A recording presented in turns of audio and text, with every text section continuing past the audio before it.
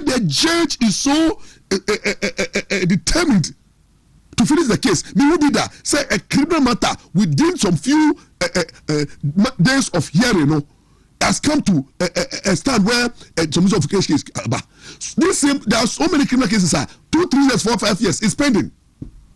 Pending. What about the Supreme Court cases? Tokonu has filed and is still pending. Even a lot of cases are pending. Among cases they do 1 year, 2 years. Many divorce cases about 3, 4, 5 years. Teller comes here and start doing the agenda, blaming judges for the failure. Listen to me. Our judges, moment to ketemu. Only the ordinary Ghanaians like me and you. Number 2, Oko school no, and your podcast party behind the Oko school. Number 3, lawyers now form judicial almost swear oath to defend the constitution, swear oath to defend the laws of the land. Only fidelity is the law. They are there to apply the law. They don't fear who. They are not there to do the bidding of any person. Our judges there cannot be remote controlled by any political party. They swore to do good to all manner of persons. Can we tell her, go and read Article 125? No one says justice belongs to the people, it doesn't belong to the NDC. Stupidity.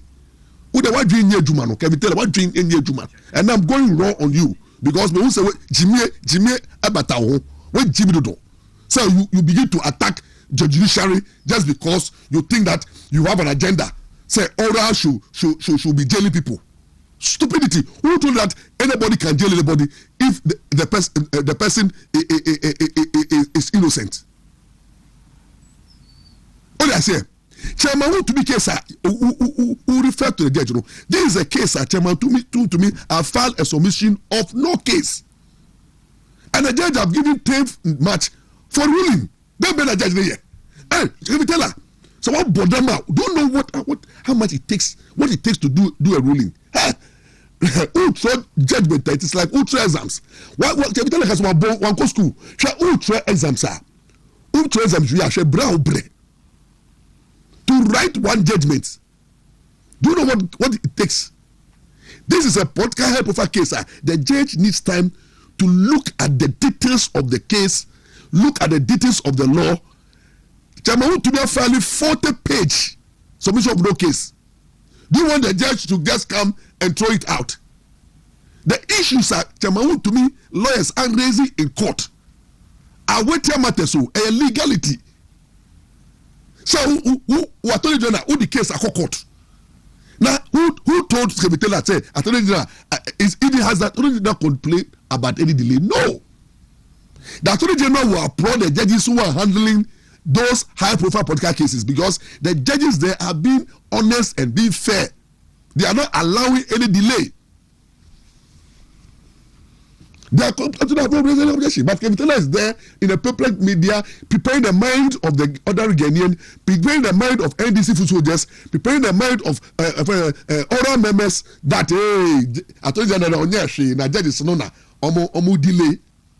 Now all of a sudden they start monitor this, start dealing with them. Say they mute telephone, and this thing will not wash in a democratic state. We will not allow you people to bully the judges. Now, when you take a case to court, tell me who can be your confor? Court, you produce evidence. You produce evidence. Attorney General the case Abdena court. Who Attorney General now? Who the court? Who charge Obia for criminal offense? Now who do court? Now I know what you may when to me present facts where when to me put your issues well, when to me advancing your case well, especially when your witnesses are could not do the do. So without prejudice to say, Chairman WONTUMI case witnesses are court, they are giving hearsay evidence. And I will catch them. Assignment of documents, there's no evidence of documentation of assignment. There's no evidence of participation, and the issues that WONTUMI lawyers have raised in their submission of case. our judges this time to go through. So nobody should stampede them. And who the case Boniko Kota, the way Justice Bob Bonnie looked at the law and look at Prima Facie case, the judges will also look at the law and apply the law. Nobody is afraid of anybody. Leave the judiciary for them to work.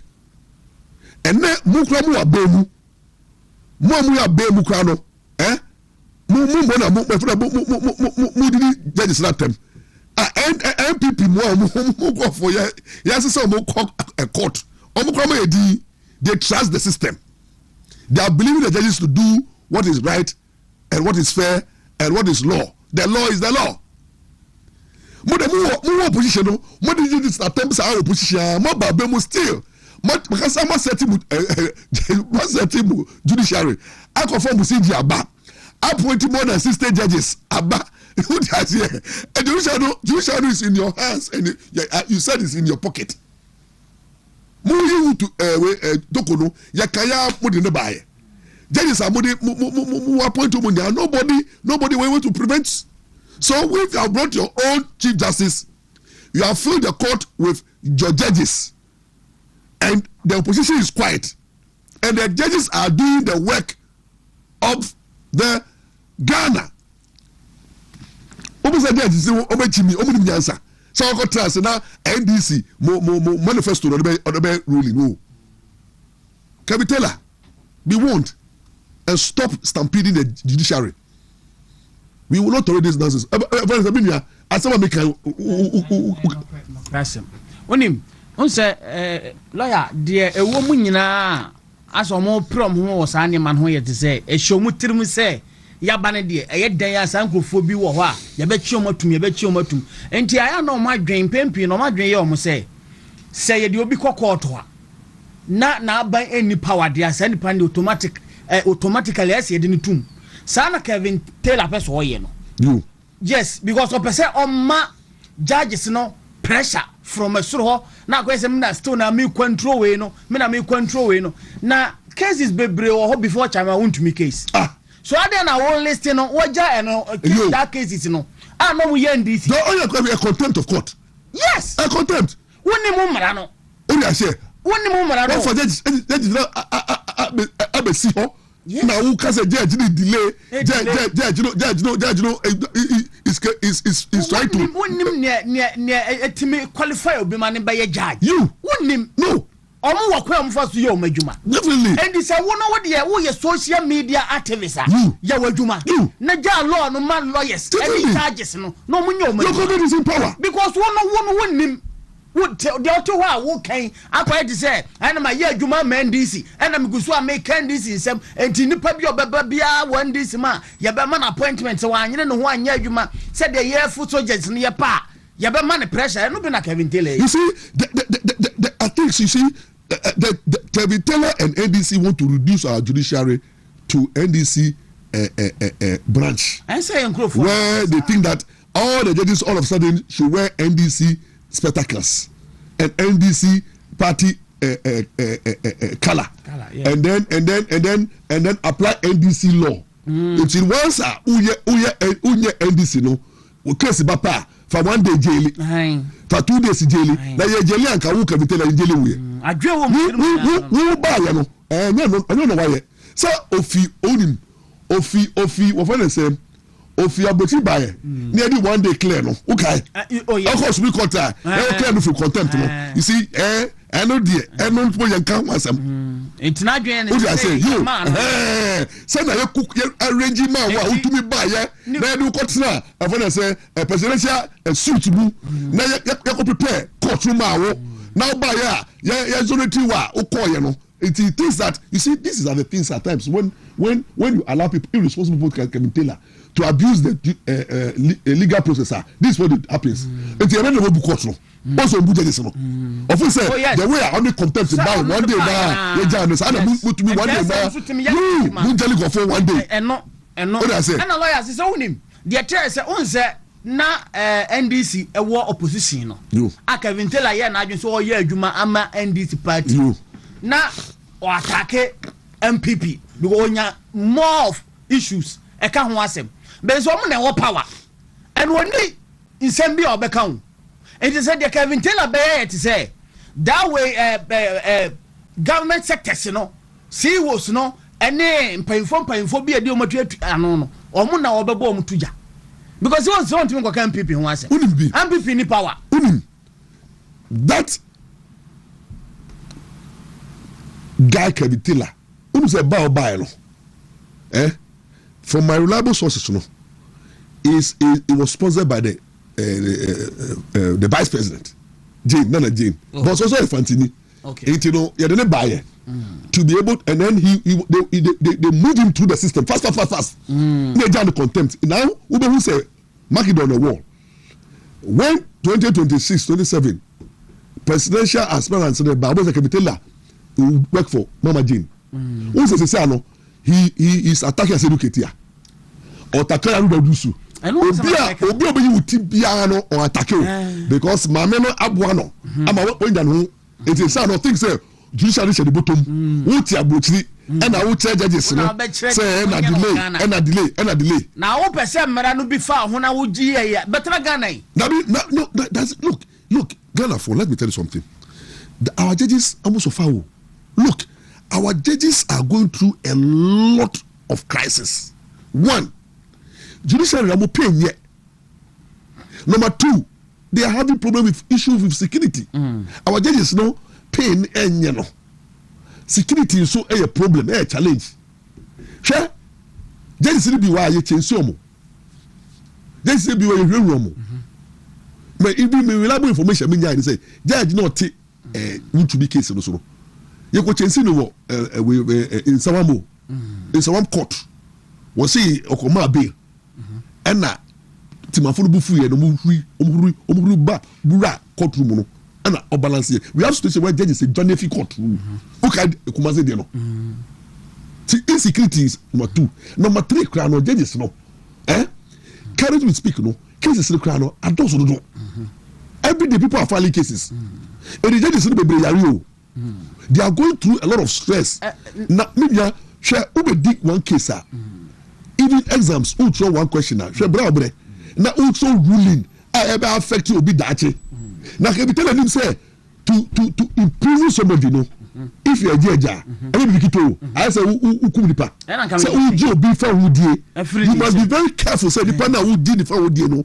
Mmra wafu Mmra. Fumana. And a lot of the case is better say ube jai 100 people.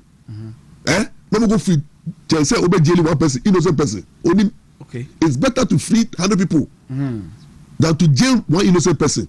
It is the judges now but you know criminal cases no. As they don't say they have to make sure say who they pronounce you guilty now so backed by the evidence. The evidence too have been proven beyond reasonable doubt. Now everything point to the fact say what no. And the law nature say one jailu no wa jailu as I judge be free. It's not easy to just jail people. So because the jailing is taking somebody's freedom. Only so to jail will be money. Look at what they have done to Agrada. It is not an easy thing. I say who deep unnecessary pressure, top political pressure, my judges say they are delaying cases. No judge is delaying any cases. The judges are doing their work. Let's allow the work to go on. Let's allow justice to prevail.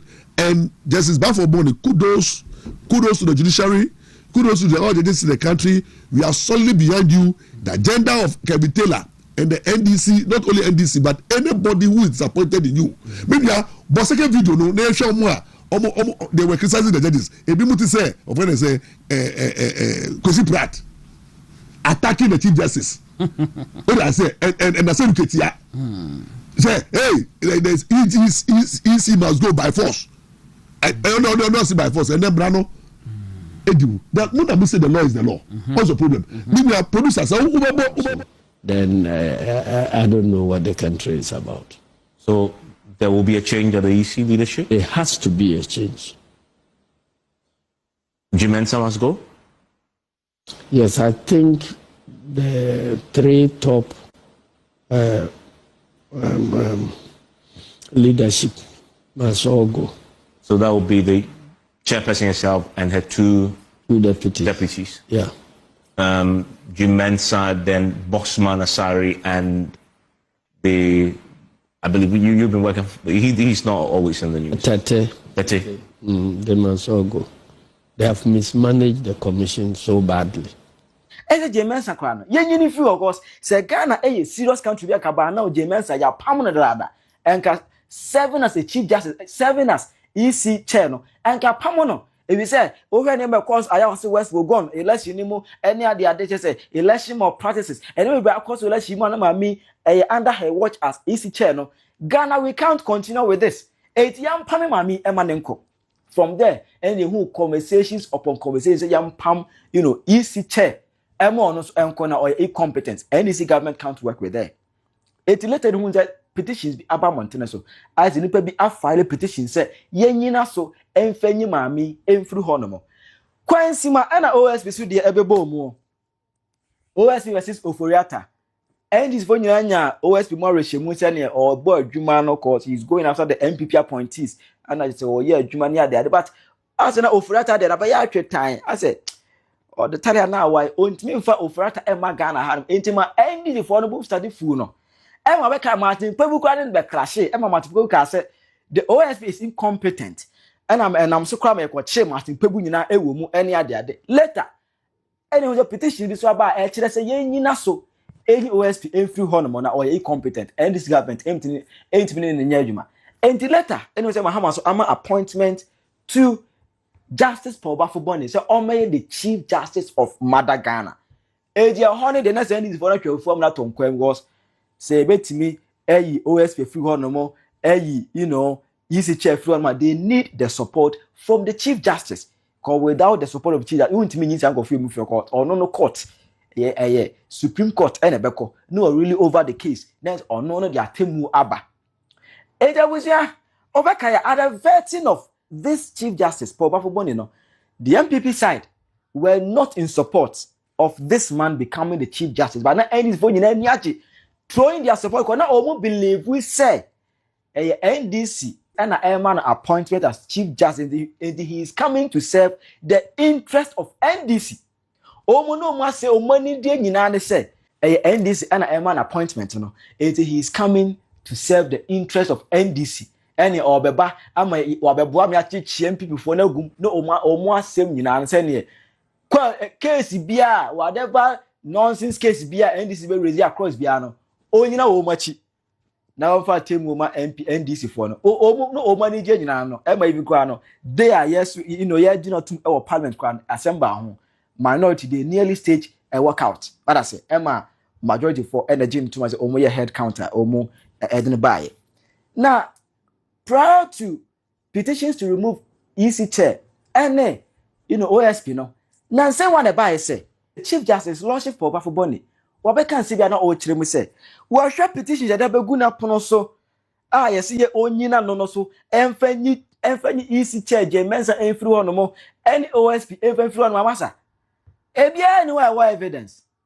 I just say be like MT oh what's that? Maybe evidence be any more just empty talk be just political gain just to settle podcast call and make it sense in thoughts mu enti wa born in out to agu wa born in now to know no and then this for mu so kutokum omonti ase adenti na yede wo aba say Chief Justice na ya yuma maya o ka chile wo aba to agu what do you mean he to the Taylor I said in Katia and then the NDC foot soldiers omo abe clash with Chief Justice but I have had the privilege of reading one of the petitions. And I'm still struggling with myself whether to publish it or not to publish it. And it's a 95-page petition. Hey. Thorough. Really thorough. This is the petition which is talking about data breaches and the dangers that the Electoral Commission through its practices subjected citizens to. I mean, very thorough, 95 pages with copious references to practices and documents and so on. And I'm wondering how anybody can decide that a petition like this is frivolous.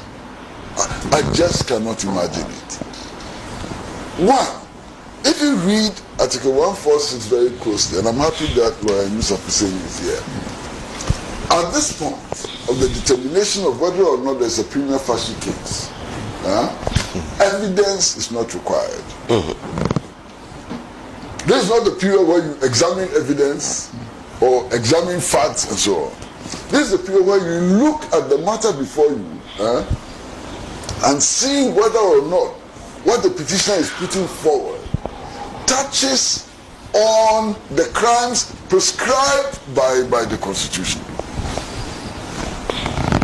You understand? Prima facie case, on the face of the facts presented, without going into the evidence, can we now take the next step forward to look at the issues, look at evidence and so on, and determine guilt or not? So the determination of a prima facie case does not establish guilt or innocence. Okay? On the face of the facts available as presented, should we go to the next stage of calling for evidence and looking at the facts? So I am completely shocked.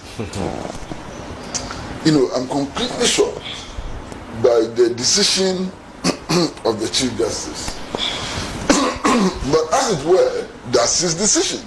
And the Constitution empowers him to make a final decision, and he has made a final decision. We have to live with it.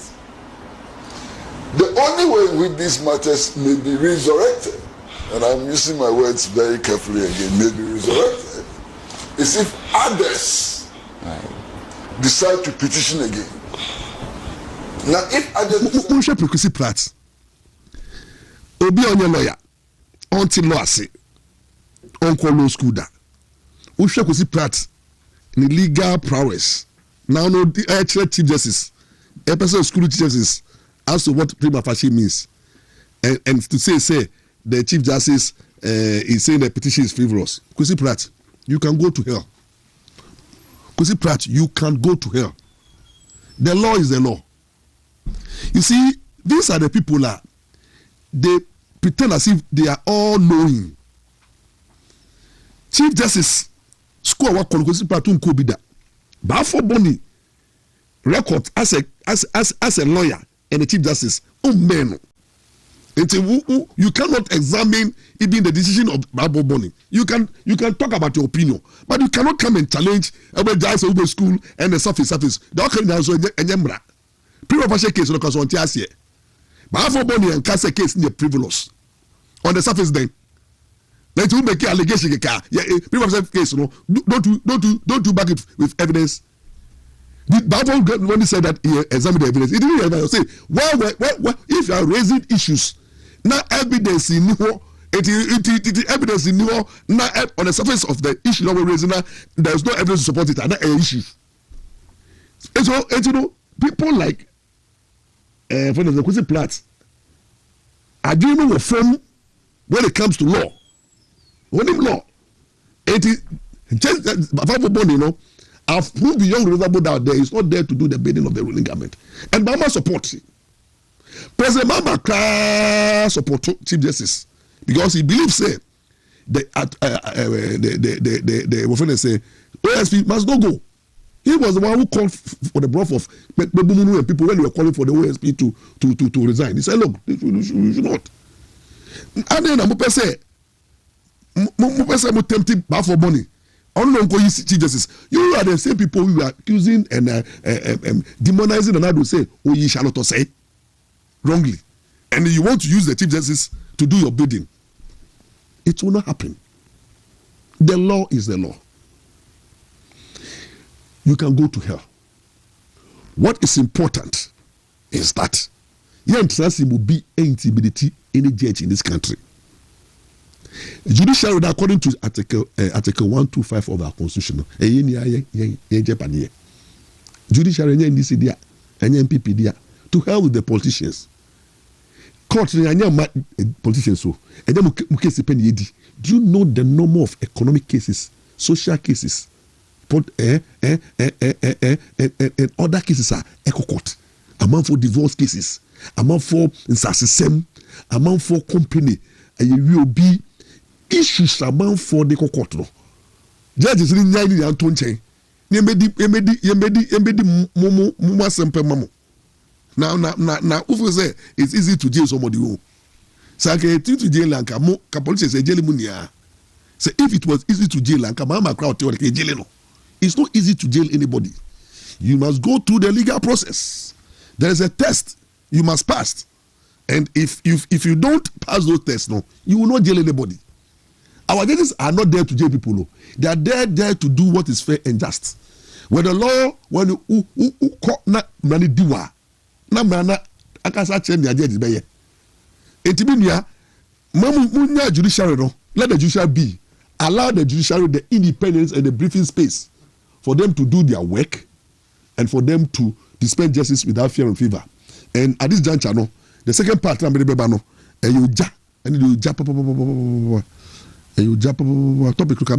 bosso. But once AB Abba, na AB so on no so masin na me also say na me to me bieja me man kwan na wa boy because they say na yare no whether you like it or not no Abba say say boy da no kra no hwe weda na enye me kra o tu say enche na we nya code any other things you know AB Ebi. Lawyer. Ebi. Lawyer. Me dem friend Ebi. Kwe. Lawyer me fa cha me da se. Radin sha ne adwuma pa wo bode bo agana manya kopon sha papa. Sa ready abore mu ABA heba eye ne fie. Na sa me ne wadra ye bedi ho enkomo. E ka ABA heba obi adwun be ne pekesen se de ade na omo eye. ABA heba ye dwuma ye dia ne se de ye hwe ani. ABA heba ye di an kan ya no bi akasa doctor na wo hwe ani na doctor na wani afira obo a ete ema wani ni san sini dada mu biem na doctor na ye test wani so a ono de o ma ye nye operation no ne ho nkomo na enne ye ba be die ni tunya te ABA ne se de waje nhini chese baby a udu baby a ABA heba doctor na wote ani no ABA heba doctor na waba ma se gra komanyina etu etwa no eno na sesem no ba bedi ho nkomo bia na da bia wote yenka bia na da bia wotie yen bia da bia wo hye yen bi ko bia di yen ho nkomo de akere wo na enso so oya moto ho eno na enne matwe pini wonu bedi ABA ho nkomo se mesro so wate yenka dadade a ene me pawo cha tadwe wa wi ate de no abomodene aba ya so ye ho aba me ya boa ma won so wanya wa ya resa because ye ni de eno ne ade aboa ya ma yetimi kɔ na yetimi aba me ba ye mani nya asebi nka mitimi no wedi nkomo e ma ne nye ye na ade ba chindu ada yin su kopim ni fiada ne memenda ne kwasi ada no se ni mienu ɔhan wɔ so a abrabɔ ne ba ya din di ama wani gye mpo nwie ye enwie pɛ mfa ma esan se awia bɔ abuei ise nsuo to abuei ewiem ye kusu abuei bibi ebesi bia no nkwa wani no problem ho nti bape na wo du nsam ye no aguti mesrew ABA heba na inu bedi nkomo se ye de ani ene ye denam eni yare ayasa de bebrebe bete ni yade a doctor na gimu abodini eni yade watu ne ho asi ho no mode eche Ghana man se ye ba beboa ma wani ne hawo bi e woso bia no ate ama wo so wanya wontuma papa efretimi akwa bo brada beboa fie ama ye fie nso anije etimi aba ho no nti ABA heba yesa ani na wo obi agrakoma agi wani no aboso grakoma no ebi wo ho no ma wo ho a wasum yo asedi nso agu wasum emu yo wu nso bi wam kwa jare kwa ne nso kakra kwa wasum a wo bere pa wo humi kure nso susu trase a na asem from agina wasum no obi ho no ma nye nso na akogu wasum ba da bia se yehu mframa wasum eno ye grakoma no hu nsunsu anso na egbo kokko no ebi ho no mo so a wani kosua na asententan wani kosua no so aseni ma bi wo so ema yesu ye dududu wo ye wani ni hwenye ye no eno ye grakoma no nsunsu anso no wo ye obi a ho no ma ase wani no unhuna de ye papa wo ho na utifa ni jaw eye wo ya ekene wie bebo nyakopon ya adom a ade ekene obi akwa na adwuma no wo nante kakra na uti na fa jaw wo ho na so apampam ye wo ya ntimi fa afen kra nto utirim enunum no eye grakoma no na ebo nkokko no wan hye ya ma me papa wani baba ho so abeda be sɔre no na wani no agye wo nsɛm na afira kora wo huna de biem ebi ho no nso a etimi hintaw ɛne ye ngo kokokra na na ade be kye no yesene nani afira kwada na nani ni mienu nyina ho ade kye ne nani ni mienu ni ho no ɛne na anhwa ne de kwakohye efie abaifo no mesro nye fie be ye bia na ɛyɛ wo ɛyɛ ni yare na aba ɛno nti na ebie heba atwe pini se bomode ne bra na so ye no fa hahandro ni nubna na wakonwire makotete de aba kwa ye breto bowuram na oba ade na kire ne se me papa me ba fa we ne fa ka we se ho ne fa kofra ne fa mo ye nsoso ne yesu enye chefa wom ne se ye ni yare en fa ma ye enti ebie heba de oba na so ye ho no ma o meye operation e wo ho no mo oba ho ye nye operation wo ho ye nhyɛ wa hwehwɛ ni wan so ho no mo eye space no ha tetene e ka ne space ye nhyɛ obi wo ho no mo e na aba ho no so ye mfa aduro nwu ye ni so enti saa ne ma miensa we se bi wo ho a ye obedu ya so ye ho no ye hwɛ se ebe firi wo ho akɔ e bia da bia wo sora na pa wo de aduro gu wani ni so na enso still agina de agina ma me pa pay bra be piem wo ebie heba ye mfa nubra ni bi emma ne kɔfra koko anapa wo sɔre de bia fra kɔduane bia wo pese odi na anapa ni bia no kɔ esanse emu bebre ni bi wo kwa ye mpe koko anapa ba pese edi aduane emu odu anapa de wo pese odi bia no eno ani se odi kakra powder ne kakra bɛfra na wadi enti wudi ne na eye wani ni so adwuma ye mogya ni mo adwuma na eye ntini ni mo adwuma kwa woro wani ni so eye ohaw ni nyina afiri ho no mo de ama na so timi abu ketema kwa adwuma kwa ba obra ababu afia ma afie ni chi aba ho no mo wuye obi nso ya ye operation dada se bia etena asi wani ni so etena bi ho no mo a ye ni lens na eye na ebo ama ye hu na ade no etena ba besi so a na wa hwe ya na ye de sekan ekwakoka wani no na e wo etena bi ho nso etimi hintan ni we inside no de empie ma wunhu ni nyina ne se eyade e ba wani kosua ne so a wo ye den ye de sekan be kan ene na ye bie he ba se ma me papa me nua ba ma me nua ba mentne ho ma ye mfa sekan enkoka wani no abra e bie he ba abepie mu asante mantam eji ni pankwa ese ni frayale e ma etanyina ena ne ko e ma gra ko manyina ase tu no bo modi ne bepie mu e bie he ba ne mboa na ogra ko ma na ase ntu ya mo na etene nso ani so ne kwa koye operation no ye ntu fama bia wante yen kantem bia na kwakọ ye operation ni dada operation ye nifa de na wani nifa na oye de beba bonkum ye ni bonkum ayi de beba nifa enu ntina se wakwa me ya obi a ene ne ntem so na wotu anama aba ye bia he ba so ye na de aduro ni bia ma na chese wo so de fra ukoko di wo mu ni stew no na de bi di wo nkwan di wo fufuo no na de bia fra chese wo di na ye ntini ni modwuma na ye mogya ni modwuma na kona ne etena asi wani ni so no woni ne ho ban na ade akia no pa wo so atimi asɔre afa okata bum akwakoye adwuma ba beboa efia mefie nso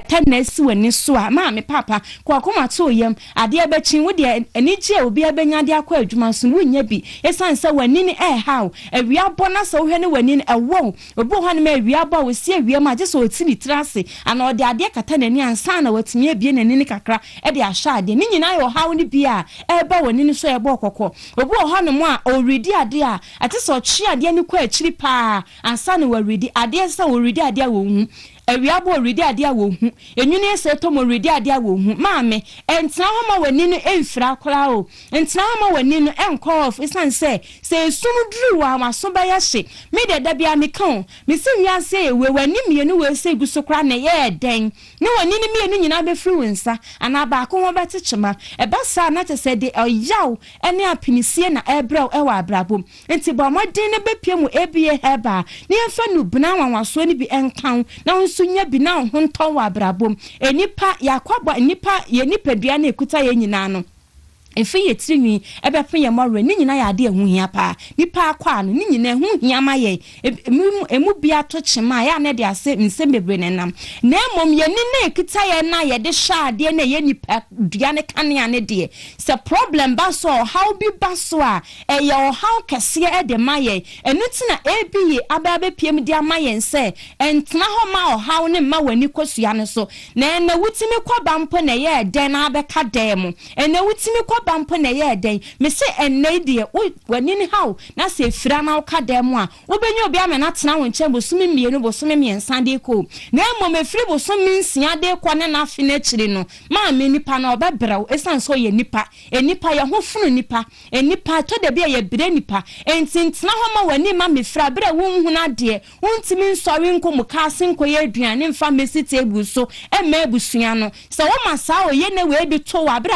ebi he ba ho no ama na so ye ho no mo a na wo ye ayemfonso kese pa enintima me papa sa wo tie nka entina ho ma wani emfira esan se nubina na atwa ye ho ahia no enua bebre na atwa ye ho ahia da bi enam ho aye kwa ye ba no oba de aboa ya me ye hunu de beboa ye nipadua na siesie no na emo mimi ni de nim hu nim de awurade nyankopon de mu nim de nim tumi na ma ebi ye heba eye sofata sofo rasta enu nti bepie mu a obowura kwa ye bretuom na kwa hunu se me de aduaba we ka we hu a ekowura nipadua ni me ye nipadua ni mu adwuma na aboa ma entini na eha ye no pressure na aba ye ni so no eyi ni nyina firi ho no ede amaye enu nti na ebi ye heba abepie mu asanteme mu ha no mu sei so oba beboa me ni umie no santena fie ama wani ni nye kodwoto ama wani ni emfira kora esanse nipadua no na hoodin ni nyina ne mpempenso ni nyina ye kwa ye be ni nyina ye ni na ene boa ma yetimi ekwa eba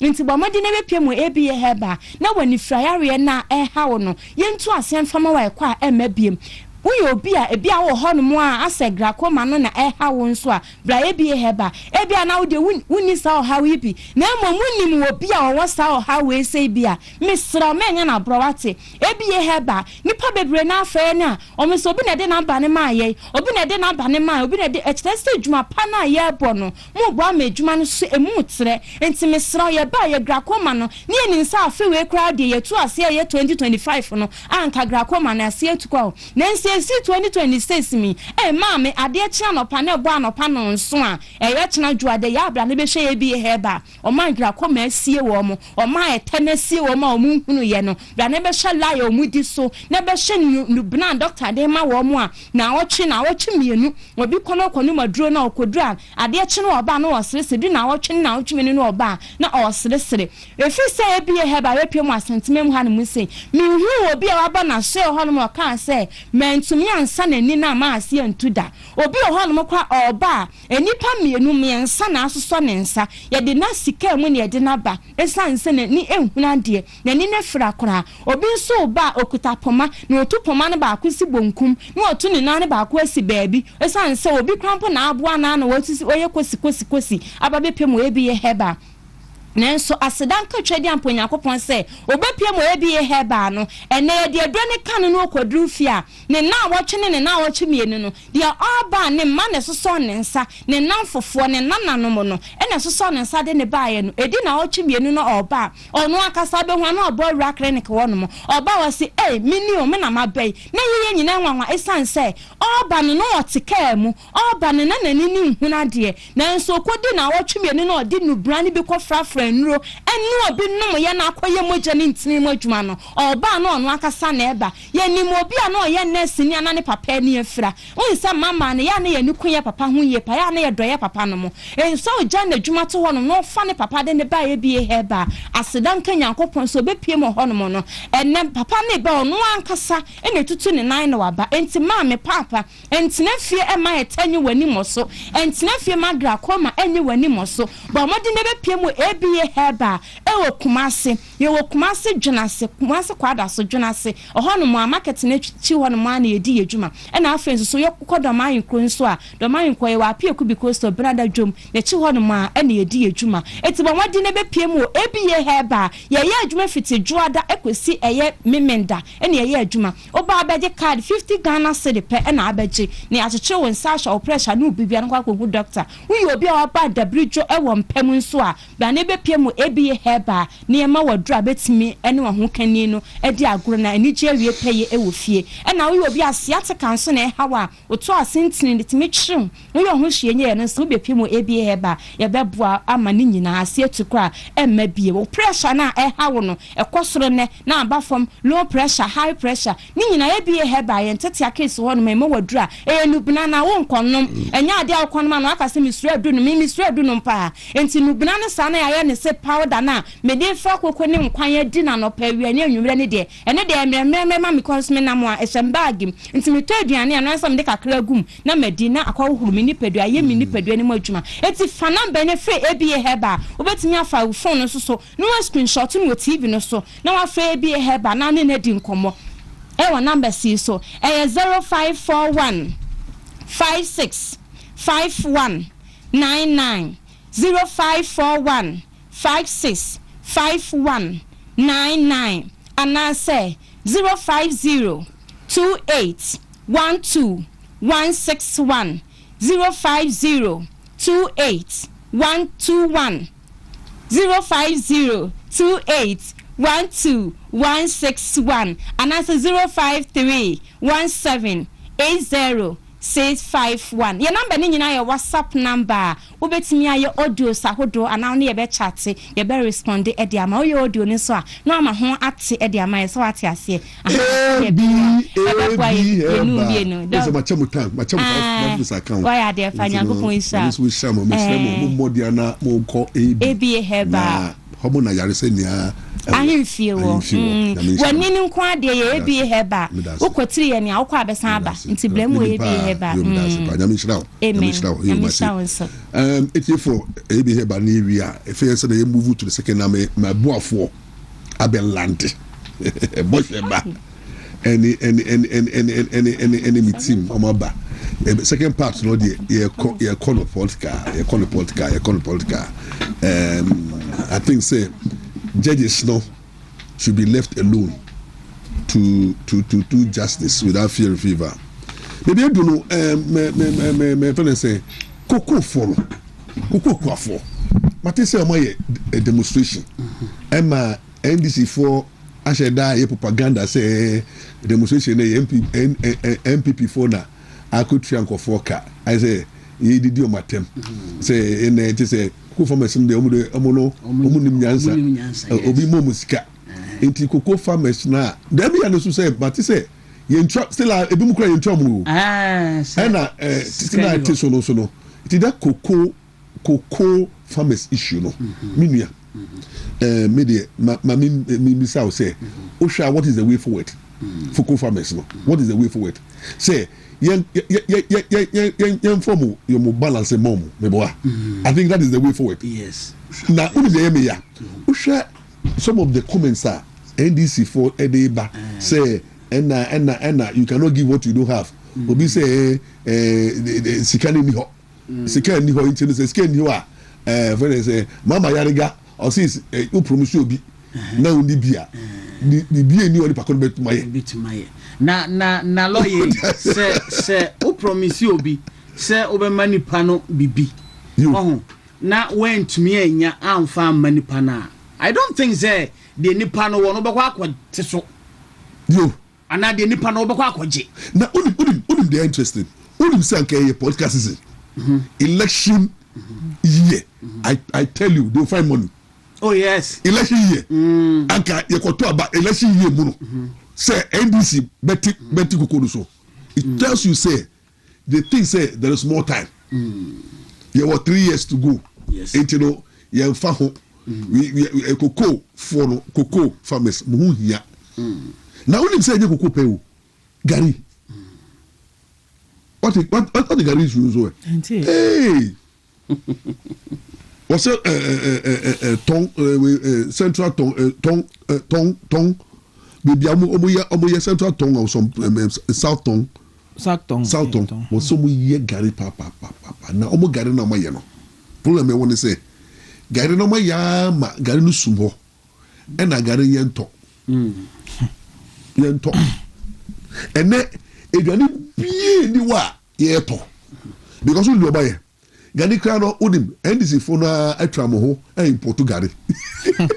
Ye import gari import tomatoes import cassava. Enti ni udim omo import mo yona market say yona ba form. Enti say no gari omo bu produce gari e wo north water region omo su ba no mo su. So dem po no omo buy no omo pe. Na me dia hardship na cocoa farmers komo no. Say na and so only cocoa farmers so atia ba other Ghanaian because me trust me who say cocoa farmer no apart from say the say cano so atino issue with school fees on to you. Oh yes. Never so no cocoa farmer so no aso ko kono tight one share the tight ko be problem be affect that on it. Ya to cocoa na go. And na government na ntimi ntwa and I think a government in Betia. You was a barber table on so. You and the cocoa farmer now on the one. You scanning you or the cocoa badada, Mutri. You and think I say, Sianka Motable on so crano, or the Mosam Matiso. You said the Monimguasia will be a woman. You Mosam Matiso. You a dica cocoa farmer no scanner, a cocoa not the buy in the Sicano. Fanadia man, so what is so? Not the Fanadia man, no say, oh. Made me cocoa be send what so cry me saka kra met me dey me fees and na met my kwa so met my kwa ko yitai this is a bin on to obey any day and na lawyer Nsem na omo kan NDC for ese as omo dey propaganda no me nim say omo bo aniwu duku say me nim njo pa kire say akuafo no mo ga na nyina no nyina ya NDC for ana David and this omo demonstration na say ebia reporter abisa obi say so we yakuani dia you ID card kire say yakuani na mehwe na kwani the ID card me o de me bampo na say ne ho pre no akwayi ebia wo party bi mu ana akwayi ni party card and na nya no so nko na oyiye oyi insurance kan ho so wo ka say omaboa MPP fo ano so MPP fo do mu no gogo and NDC for one do koko ade na mo ye no lawyer me bawo ade na mo ye no mo hunu say mo feli and last time na make say mo nim say Ghana ha enye na ye control cocoa price there na be free world market aba ade na mo ye campaign mo be gina so kan say mo ba mo betumi esenka MPP kura no matuma duru say na wonim ni sa ade na nka ka kire timamufo say mo de mo ntoma yen na say ya bana say world market price in a kwosra mo so mo de ne betum ha only the problem is I think say they think say kwafo illiterate. Yes, cocoa farmers are illiterate, but they forgot that they are intellectuals. Some cocoa. Oh yeah. Unim say former Minister of Health or so or Sishi MP Sishi also MP or a doctor. We have doctors, lawyers, judges, any intellectuals. Some family. Na lawyer. Say any propaganda na your president ya so for so a cocoa farmer. You say president also a cocoa farmer. In say any propaganda no ya. The whole president of the country is a cocoa farmer. Cocoa farmers are educated though. Yes. So why do you want to underestimate their what they stand for? Oh, say yes. But you besides assembly.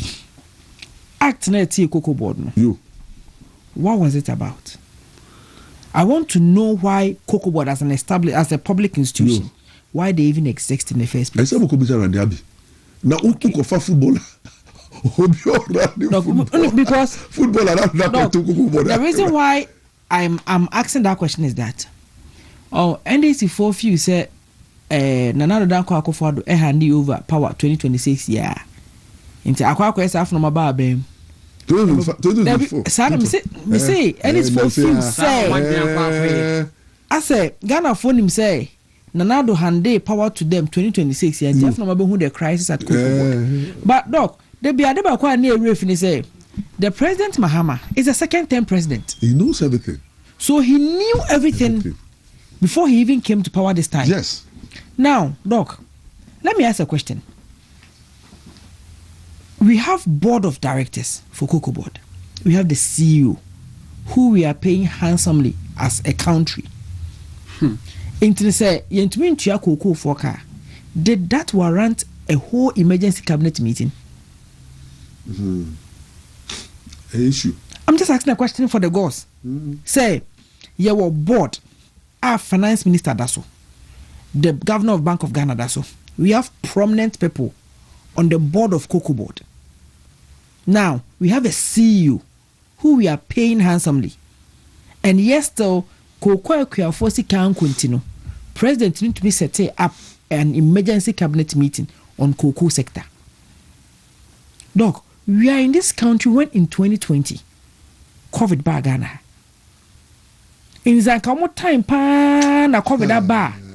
I can say na command by ya. Listen to me. I always say Nanado is the David of our time. We say Bible muno Israel for kune kunyano nyame di David by obe koji Israel for because na opese obi si diamond no Solomon enti odi David by be dirty work. Nanado was raised in 2020 to come and solve our problems because niaye ko mu COVID and Russia and Ukraine they say mama mo na ko man ka go for them say Ethiopia because I can see mama would have said that COVID-19 the whole nation of borders have shut down. Doctor, on said I'd go to besides her question. They say any partner fear for 1 year. You government appointees, civil service, public servants, obienu eti na ketua. Yes, and then in this country, there ba kwa a year a generating income. Emo mine pie ports. Ye seaport and ye airport. This thing was closed for almost 1 year. Now after COVID, we heard commentaries of World Bank for Ghana $100 million. World Bank for Doc, let me ask you a question. Our finance ministry control and accounting general say every month, how much does the government spend on salaries of these institutions? And all these institutions were not working for 1 year. 1 year. Intim the person de adwuma example. Say 1 year advertise adwuma definitely a money person be going to akobo besia ada be tua bill the tua workers card the tua be rent. You think that say person recover after that year it will take us 1 year? And because loans now akwaje no e be 5 years long term loan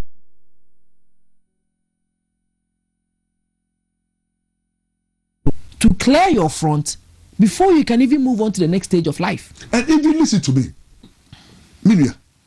Nanado second term, Ghanaians didn't give him a full government too. Yes. Man half government. Half government. Man we need executive. No more executive. Let's say chair NDC sponsor. Yes. And Nanado 2020, 4 years no, MPP was only having the executive. But the legislature was in the house of NDC because Abrabo was the speaker. You and judges no, you're independent. And in Nanado in 4 years, 2020 to 2024, struggled. He was 2021, 2020. Yes, struggled. Yes. So I say, I'm going to parliament. Yeah. Was that and judges are coming ruling against? Yes. That tells you say Ghanaians were not fair to Nanado. Nanado, yeah. If we were criticizing Nanado, when the government no, the MPs through voting, and he didn't have all what it takes, and that pono, crisis and he took us through only Nanado time. If you call it time up to official no di work a biaka. Yeah. Currently speak. Teacher for we owe them 14 months. Yeah. Nurses 14. Just service staff. It's 14. Civil service and we know also almost like closer. Edomoka local government staff Edomoka. Odi ase. And I can tell you the crisis Ghanaians are going through. The economic hardship. Look, let me give an example. The economic hardship. Let me give an example. I had a conversation with a civil servant. I started in 2021. By the end of 2024, the salary of that person had been increased more than 150%. Or something like 2005. Across the 4 years of another government, year 2024. Now, Ojibe 5,000. Because Nanado Abaino, he was increasing the government's payroll because of COVID nearby, and he realized that in Krofabre and people want to, but you know, one of the current then I made one of the current price of goods after COVID. MFAC crisis. Look, because there was purchasing power. The purchasing power is that Abani Chaneka 10,000. First, no tofu oguni came at the Kwajuma. Into no baby, no. Now I walk out full and near the other to a room near daddy almost bear 4,000. So the person has 6,000. After so I calculating your money now. And for 1 year, the pan and Kwajuma. So those monies were with people. Yeah. So when you be a door no for, let's go. No. People had the purchasing power to buy. And in economics, when the demand goes up, the price will shoot. When demand is down, the price will come down. That is normal economics. Will be any. Into that time, people had the purchasing power to buy stuff. And now, for so hoarding your way because, mind you, you're too poor to. Into more cram, guano. Not to mean crabbing your day. Emma. Into crabbing no more, sir, commodities, no, our system. No. Those were the people who were inflating the prices.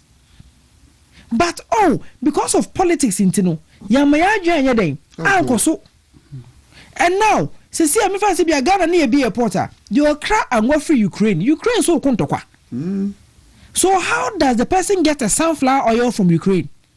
You can't say we are now say Ghana is not an isolated island. We are part of a global phenomenon. But yenya a bimbi and our opposition bia or catch say any side and affect that. But that opposition leader, one or quabrochra, he was saying that COVID has ravished everything and then ama economy na crumble. Doc, after COVID, I am now for refia. After COVID, and a Russia-Ukraine war by. Yeah, catch also Russia-Ukraine war affecting an export of some of the things that we need like flour and an oil. And we know that Russia, I think, is the 3rd or 4th largest producer of oil in the world. Because of some Quantino sanctions, also. Now, NDC is talking about world prices. When a barrel of crude in 2020, it could do $120. No, did they tell the Ghanaians say, "Oh, world market no price of crude no, yeah, petrol cost normal." And Doc, let me also ask this question: 2025, is it not true? Say cocoa price cost it went up to $11,000 per ton, but almost to Musa and America for no. I'm thinking that if there was prudent management, Cocoa should have created a buffer for the farmers. Because the world market price last year that was $11,000. I think the government should change farmers. So now government knows that. In the end, say Bibi Sabana say world market in Swatia, you maintain your price, you create a buffer for them. Because we know say even if we spend on them, we are going to get it later. Because we all know that the price of cocoa on the world market is volatile. My worry is that how do you think the farmers, what should be the way forward for the farmers? No, the way forward for the farmers, cocoa farmers, no, should start with the government. So government if you say or resetting your man, okay, on starting resetting free cocoa board. Because the man who is there as a CEO, this is not a television show for you to host. Because when he was hosting his Good Morning Ghana, he was the repository of wisdom. They are part of the people who convinced people like, say, we are neutrals. But in this country, there's no neutral. Sanka NDC abe ambapo wane nim se randia be NDC ni. Typical. And when he was hosting his Good Morning Ghana, you'd realize, say, MPP phone or Shada Stefolo. He wouldn't even allow you to talk. He's not fit for the job. Currently, as you speak right now, no, our economy has not recovered well. It's not doing well. No. And the propaganda is making people talk like everything is okay. And if you look at the way things are happening in this country, BBOBKB was $1 from. Have you checked the price of fuel? Have you checked the price of fuel recently? Have you checked the price of fuel recently? And no, and because say we are playing propaganda with the lives of people in this country. Yeah, definitely. Because the government machinery doesn't even contribute to like 10% of the total population. Nipa send their forms as ministers. Nipa send their form as CEOs. Nipa send their form as it doesn't even contribute 5% of the total population. And these 5% are the people who are controlling the affairs of the 95%. Doc, me adeba kwa mesre yenuanum MPP for when they are campaigning is that they shouldn't campaign on lies like the NDC did to come to power. Because doc, say who campaigning on lies, the reality will catch up with you. Now, the reality is catching up with the NDC because of Mmra omucha de ba abem. Sure. Now the last State of the Nation address, so can I be okay? Or say, I heard that the majority leader that time I was at forcing. I heard the majority leader said they're going to increase the price of cocoa to 6,000 cedis. I'll be very glad if they can do that for me. What can be ama topic we about? I think how NPP should conduct itself. Yes. On the campaign. That is it. We shouldn't lie. Apart from we shouldn't lie, they're bringing people on board. No, some communicators speak me. Yeah. Yes. Look, after the primaries now, you determine we know. Everybody matters. Yeah. You petumia. Yes. It is our kofuna. We can do without you. You can't do without the politics about numbers. Yes. It is Jimmy Omuhuna Mupeso Bukreti internal lifestyle be a work of support ebia when they say that point, you know, you don't matter. You matter. There is this guy, doc. I would tell Dr. Baumia to call him to order. Kuka. That guy. Kuka kasana juwa form. That guy, but on him. On your good communicator, we don't need him to communicate. I think we are at a place where we don't need that arrogance. I think say we must begin to let people understand say where we are no as a party no. Where we are as a party no. Yes. Let me tell you something. Abai we watch film. Now, the more you talk, the more divert attention. And I believe, say, even me personally, me person about me bekasa. Yeah, but we should not talk. Yeah. Currently, I believe, say, what Bamia ought to do rather is to look at the internal party structure. Yes. You should not even comment about national issues. No. On your NDC for no mumbre. Monko prefer authorities. Because I prefer to yeah. And you know, Bamia should rather find ways and bring a means to do the internal MPP politics by bringing everybody on board. Yeah. Now, apart from that, no, on go and tell the MPP people now 2024 Trabano. How do we bring them? Any idea here? Yeah. How do we bring Kennedy Paul supporters on board? Brian Champon supporters on board? How do we make MPP attractive? That should be the yes. And then how do we win the floating voters? I don't know. We don't need national discord too. Yeah. Because they say no, Baumia Okaba Kokoaba, and this people design on you. Yeah. So you don't need to. Let's allow Baumia shoot. I saw the no take a cry. Was a time so here. Oh, Bible can be in the or the AC. I saw now I said here. This is about good. No, it's it's never this year.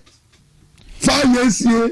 5 years here. It is said that Baumia see lawyer. Yes. About way that issue na ode ba say ye wo MPP fo ni bi wo ho a o masterte pointing finger at others say na wo camp way na o camp way they should stop those nonsense. Me ka asem kakra bi kire nipa bi no we enya acha opa ne ye pam ba bi a ye duru no sebi ya adwen ye adwuma ade bi we ni kwa sa otena se mo bi be ka kire wo kokoro moti ya ba ako eti nipa na wo no platform no so na wo no lawyer ade bia ye bodin e di election e ka ho no e kire se enye nipa ba ako e gina and when na nipa mienu e be gina for bibi no e ye dan ya ye benya definitely enti so obi support you obi empayimfo no kura na omo be gina se yan to omo so aban omo wie no maka omo ho obom akasa se yenim se politics de aye dan ya kasa twetwie ebeba eti yan fanto yachi ye nyina yan kan ya hummom na yan konko yenim wo waye bayi bronsam a wanya bibia die wiam pese onua benya bia die enti wo ka kire obi se na obi wo different camp enti wo kura no ye hia so baba ba so campaign ama baomia na wo nipa ba ko no wo wantu bi ama baomia ense hwe na domo mu gwa bonte a mo do baom pacho da bitutu nipa be bodidin minsuro bodidin minsuro betonim me no lawyer ade me platform be so na me didn't hu juma tio such a person should be named and shamed. Means they are the ones sowing seed. But me brena or gadano. Go it who say I told you to see the way and yes we are matoda. Yes. And we don't need such characters. Or at times meant to be there are people who can be paid by the opponent to do some of these things. So your kufubi why? They pretend to be MPP. But they are working against you may have people yes, but they'll pretend to do some of these things. And I don't think that okay. It was glad when an office functionary Mama Dr. Baumia office. Unya appointment when they said yes. So plenty of informant and I plan to put that distract the civil environment. Even WhatsApp group. The opponents will enemies will invade. Yes. Can I say when you have a WhatsApp group, there are informants there. Entino, and you biana, obia, Nikasa, if no one will say, we know, as a regular. Not no one who's with me, only the answer. It may say, it's why we say, so more grown, or also only one of the reporters. Currently, no, Baumian Crawford. Yes. I have 41% no. Say, Owo before be no mutim kwemu they will vote for Baumia.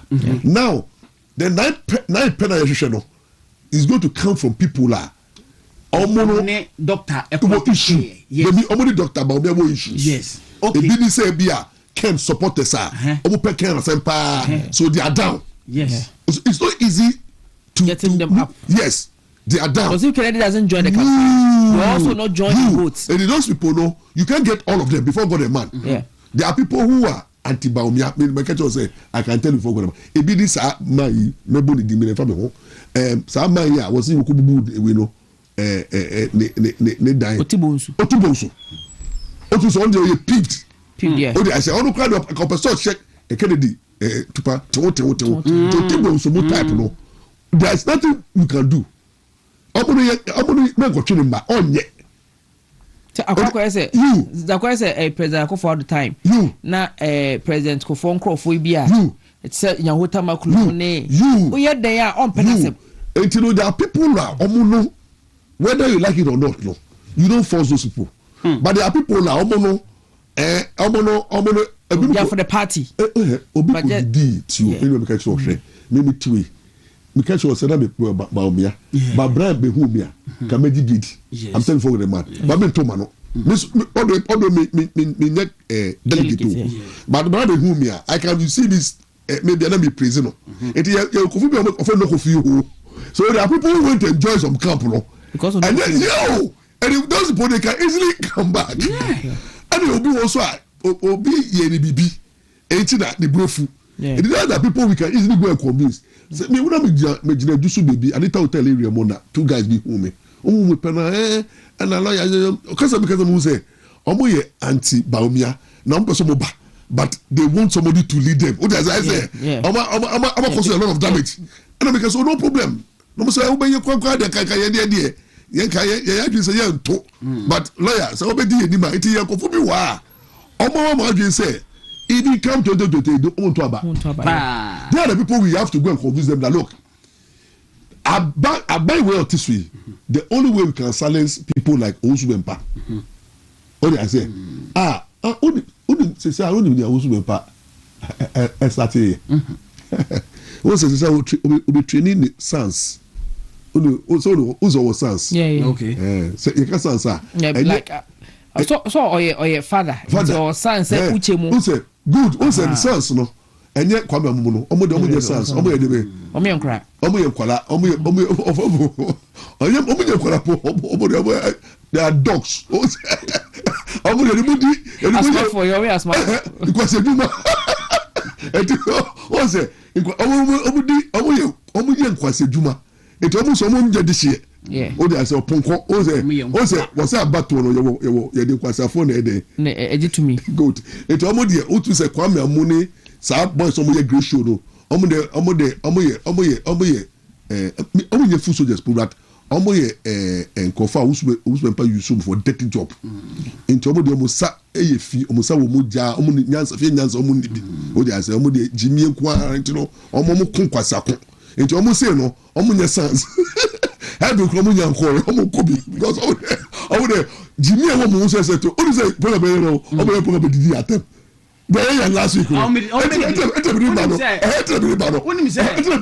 yẹ́n mú jùmọ̀ kàkà ọmọ jìbì. maame nkyerɛ wa deɛ bɛ den na yɛ te a yɛ kasa yɛ kenya nsasɛm ɛkyerɛ Ghana ahwɛfoɔ ɛne Ghana temamufoɔ a ɔmo sabi ɔmo pɛ bibi asua ɛgyina mi sɛ david ɛyɛ dan yɛ ɔmo ba bɛka nkwasi asɛm. o tie mi si o sọ pa sa agre show no kwame amu o tie se o tie kwame amu ɛni sa tiri we no mo di atem we mo. ɔno kwame amu no ɔhu ɔde maame nfa ma no because o deserve kwame amu wonyo obia o woyɛ nsɛmtwerɛ ni kɛkɛ kɔmɔ nsɛmtwerɛ ni. no sin sanom. and one thing kwame amu ayɛ sɛ wohu yɛ sɛ minute baby a wunya won tete free as media person but media law and ethics ebe kira oniema bia enu kwa say wotena live on TV and as a program so na wo kan WONTUMI ja we nyina kwame amu mi yenimu osofu yenimu and sometimes aya na ye me ya say enkurofo bi saade nkekaye e kan enkurofo bi ho because we mo ye saade ni nyina no e kire de omo papate sister lawyer sa me ya oba na ebia me na mabonten na me ya ade me didi atembasa basa na me ya nyama obia bodin a wode papa din be ka ho o lawyer Maurice Ampaw ni ba na ma wodidi mpanfo atem no eye dan a enim guase no bi ya dan e ka ho onim se omo show no omo ye no omo ye ni se chewe se omo pese omo di atem na impress papa no na papa no so omo ye adwuma sabi wo be kan asema na to ba dwem batirim a enye kasa twitwie ene atambidie no last na me show mu video bi na wo se de akwa ba ko no ka minim ne din short no wo ba bia chama WONTUMI abobra akwa akwa ye mo 10 million years WONTUMI mbom half ana chama WONTUMI dana se wo sole na sabi won huru na nim kura ne ho ofese no na nipa bi sei WONTUMI tenase na wudi chama enti de no me hwa nam enti we mu na omudi fo panyi achi a omu ye adwuma ama no eniema bi sei sometimes am bisa mo say Bible na ye na yesua no asofo no mo bibi foforo mo aye nima na so omo bibi for say because Bible say doc o de se medi watem mpo a fa ne se me wiasni Bible say fa boneche but mo de my margin say ye ka ye di si amu di besi ye twa amu betwa ntia no nyame so be na omu na mutim tena e ka say obi maami baabi wait the free beba o wi na akwa gina platform nti sebi o nti wa no like o krompo nya wo nyan say Bible na oba be preach no ana Bible ni ntia akoja platforms no wo to meet na TV so edi obi atama di na busuafo atam di wa bra Bible no so kire sebi say hon konkro ba ona be tretre yen a kire de yen de yen ye enti sa de no mo TV so ye no ya tenetene Everyone. Ya kire Hey, now me say that program get show no me say who shot kebedie. Omo di si ye di besi. Omo ye beten ye ni omo de be fi. Lawyer unim. No so be podie oya no me ma oman yo. Sometimes I no me to so be no me ma oman yo. Lawyer unim. Sometimes adie bi wo ho na se ekoso na ni pe ye na se wan kan ho asema. Obekoso ya ya. Mo fra mo se mo di dom anim. Mo kire dom.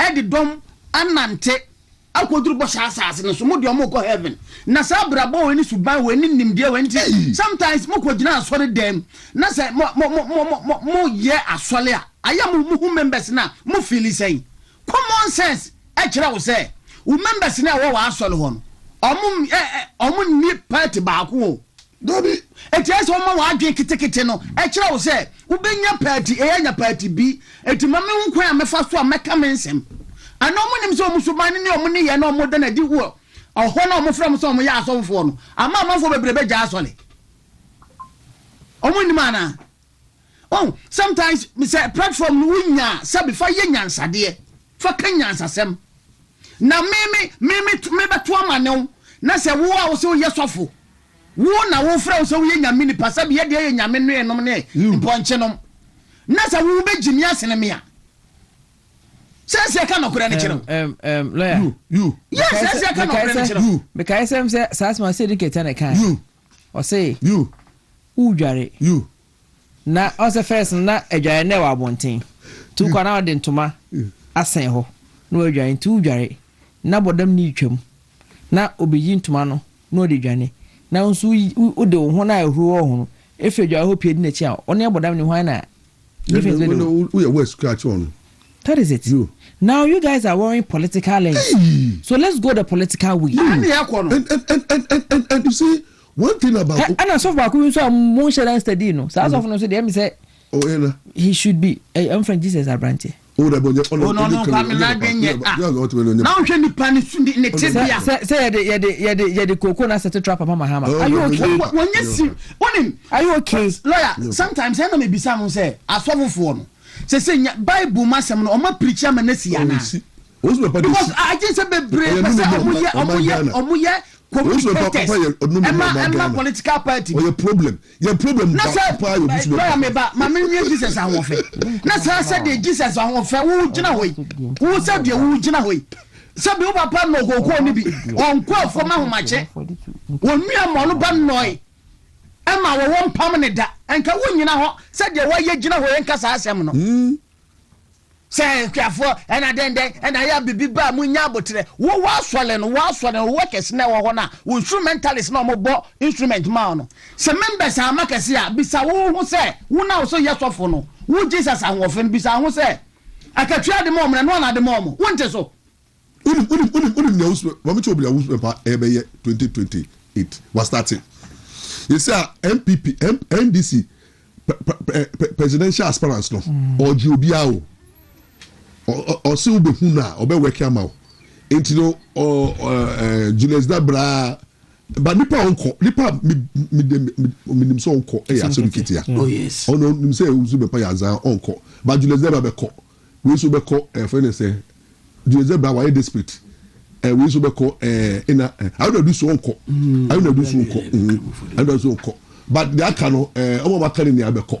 I say hey sa uncle for no kwa obeji omo sa owia osbe pade sa uncle ni abema na sofo ne mano na omachomumu wo work ma we wo so ma work enti omo no meba out abeka say we be winning until within the camp no baku winning and that say wako je bako echi sa no oye no isa no sa na opeso oye o dey say wa change man number ne mano no obia so we mu MPP bi wo so empa ye ma o kapre ye ma bias obia ma o chen o di as NDC for no almost ka kodi jibinedi o say lawyer na no me so na me dwindwi asem na be see me say jibinedi na wabre 10 years down was no na sa enkom share throw we no ne ade na ebi ni ho enti ho na me kai say Bible kan say yemani nyina momunyini na se twabere ni dura bunim ya me hase entwa wo me hu wo mo se do mo suni o mo baite eni nti na waka o matiko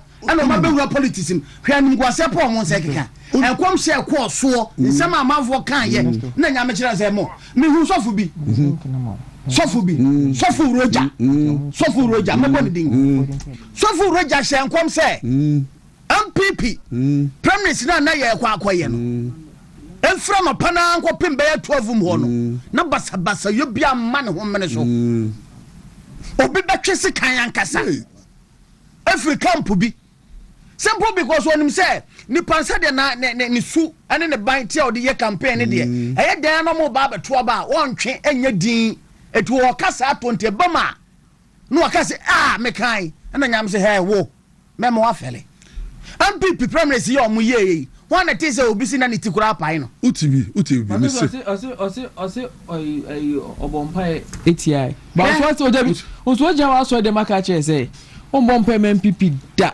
now e so me ko ka say MPP NDC for ejanedum eba form na omonye mu peja wo aso di no says wo se cash wo mo ho enti ejana wo say eba form no MPP NDC for mo ejana eba form no na say mama mo e ko peska ma no o di ase wo so peji bi ne die na mama no mo die for say 2028 no me because omo na memu na mo bu no nyame se nim e na wo so empa so die we say we cocoa season ni jibinedi na ba meska pa de so be di la line ye ti say ko dibia no me de be ba so no na last na ye ka kire MPP for ne say de nsem o keka eye ayi nyina no hwe na omo ankwa ankotena baabi ankwa ye say enya hwe etu de am mianko papa o so be mpa na ka dwuma e de be dimu no o so mpa de yabi only de wo je bi di mu o ye Ghana problem but nyame so be mane who say afọnes onye nyame enti no ne mane de